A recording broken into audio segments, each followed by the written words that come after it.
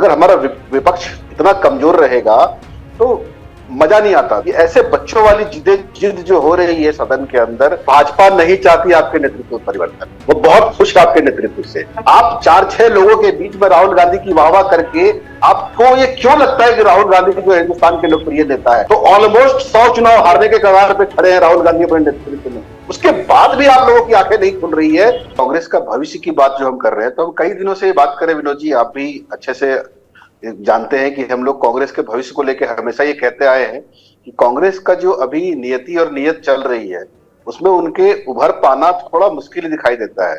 असम में भी जो हालात अभी हैं वहां सरकार बदल पाए इस पोजीशन में वो दिखाई नहीं देते, और केरल में भी मुझे नहीं लगता कि कांग्रेस अकेले दम पे कुछ करने के उसमें कहीं कहीं से भी दिखाई देती है। बाकी रहा सवाल वेस्ट बंगाल, तो वहां तो पहले से ही शून्य है, वहां उनका कोई आधार है ही नहीं।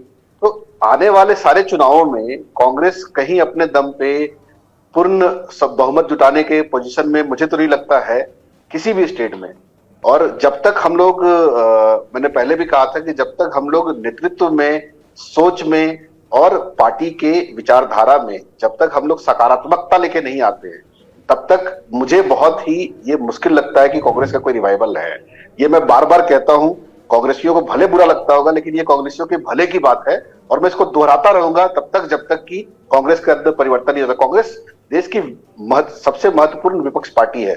अगर हमारा विपक्ष इतना कमजोर रहेगा तो मजा नहीं आता, देश को देखने में मजा नहीं आता। जब विपक्ष भी सशक्त होता है ना, कम सीट के साथ भी अगर सशक्त नेता विपक्ष का बैठा हो और जब वो बातें सदन में बोलता हो तो लगता है कि हाँ देश में कुछ होने वाला है। वाजपेयी जी जब तक विपक्ष में बैठे थे सुनने में लगता था, सुषमा स्वराज, ये लोग वो विपक्ष के नेता थे, बहुत सारे और नाम में लूंगा तो बहुत लंबी लिस्ट हो जाएगी। तब ऐसा लगता था सदन में लोगों को सुनने में मजा आता था, पर आज की डेट में कुछ कहीं नहीं लगता है कि कैसे बेसिर पैर की बातें होती है। आप मांगते हो कुछ, जब वो दिया जाता है तो कहते हो ये तो चाहिए नहीं, अब हमें ये चाहिए। ये ऐसे बच्चों वाली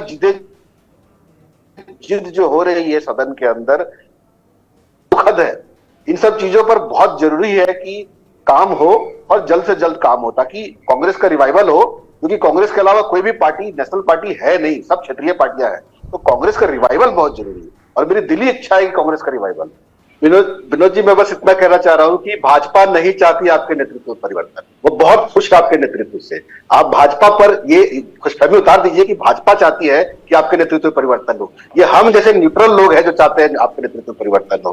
भाजपा तो बहुत खुश है आपके नेतृत्व में। एक और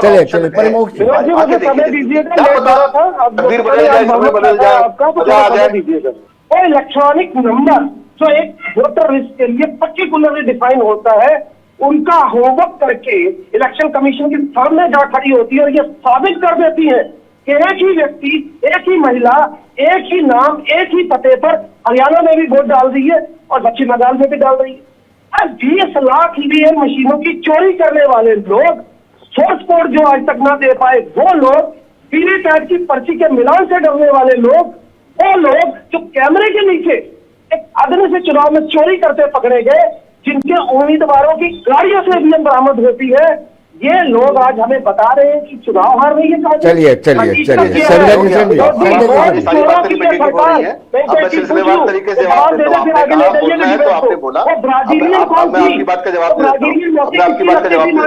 अब वो आप रिपीट कर रहे हैं, ये हर बारी सारे कांग्रेस के प्रवक्ता यही बात बोलते हैं। अब मुझे इसका फैसला ये अदालत करेगी या जनता की अदालत करेगी?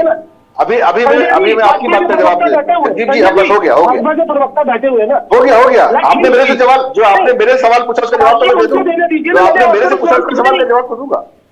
आपने मुझे नाम लेके मेरा बोला है तो मुझे जवाब देना बनता है। मैंने आपको आपने नाम लेके मेरा बोला, मुझे जवाब देना बनता है। आपने कहा ये किताब लेके लीडर ऑफ अपोजिशन संसद भवन में जाते हैं, वो कौन सी किताब? सारा तो मुद्दा यही है कि वो किताब पब्लिश ही नहीं, तो किताब उनके हाथ में कैसे आई? वो किताब लेके संसद में जाते हैं। जो नियमावली के तहत अनपब्लिश्ड बुक को आप संसद में कोट नहीं कर सकते, उसको कोट करने की जिद में आप 3 से 4 दिन संसद नहीं चलने देते हैं। और आप कहते हैं आपके नेता बहुत विद्वान है, आपके नेता जो है बहुत दूरदर्शी हैं, आपके नेता पार्लियामेंट के जो अध्यक्ष है उसके खिलाफ बिल लाते हैं, और जब उस पर चर्चा होती है तो कहते हैं नहीं जी हो गया, इस पर चर्चा नहीं करेंगे, हम पहले युद्ध पर चर्चा करेंगे। ये गोलपोस्ट समय समय पे चेंज करते रहना, हर समय बात में बदल लेना, और अनपढ़ और पढ़े लिखे की तो यहाँ बात ही नहीं होती है जगदीश जी। बात अनपढ़ और पढ़े लिखे की है नहीं, बात है नेता का सोच कैसा है, नेता का पब्लिक के बीच में इंपैक्ट कैसा है। आप 4-6 लोगों के बीच में राहुल गांधी की वाहवाह करके आपको ये क्यों लगता है कि राहुल गांधी जो हिंदुस्तान के लोकप्रिय नेता है? आप जब तक दायरे से बाहर नहीं निकलेंगे, आप जब तक ब्रॉड नहीं होकर अपने आप को देखेंगे, आप नहीं समझ पाएंगे। आप लोगों को अपना चश्मा उतारना पड़ेगा। जितने लोगों ने कांग्रेस का चश्मा ये उतारा है वो आज कांग्रेस के खिलाफ भी बात कर रहे हैं, खुल के बोल रहे हैं, कई नेता कांग्रेस छोड़ भी चुके हैं। तो क्या कारण है? भाजपा उनको पैसे देके अपनी तरफ बुला रही है या वो अपनी स्वेच्छा से छोड़ रहे हैं? अगर ऐसा होता तो भाजपा सारे नेताओं को खरीद लेती, पर ऐसा है नहीं। पब्लिक मूर्ख नहीं है, पब्लिक बहुत समझदार है, पब्लिक को सब दिखता है जगदीश जी। तो आप जो ये बात कह रहे हैं कि राहुल जी बहुत समझदार है, बहुत विद्वान है, पढ़े लिखे हैं, ये बात पढ़ाई लिखाई और डिग्री से डिफाइन नहीं होती कि कौन कैसा नेता है। वो तो जनता बता देती है ना कि कौन कैसा नेता है। जब आप जनता की अदालत में जाते हैं तो ऑलमोस्ट 100 चुनाव हारने के कगार पे खड़े हैं राहुल गांधी अपने नेतृत्व में, उसके बाद भी आप लोगों की आंखें नहीं खुल रही है, ये बहुत ही आश्चर्य की बात है। और कितने लोगों की आंखें नहीं खुल रही है? आधे कांग्रेसी तो छट गए, अब जो बचे हैं सिर्फ उनकी आंखें नहीं खुल रही है, और इसलिए नहीं खुल रही है क्योंकि चश्मा लगा रखा है, जिसको चाटुकारिता का चश्मा कहते हैं।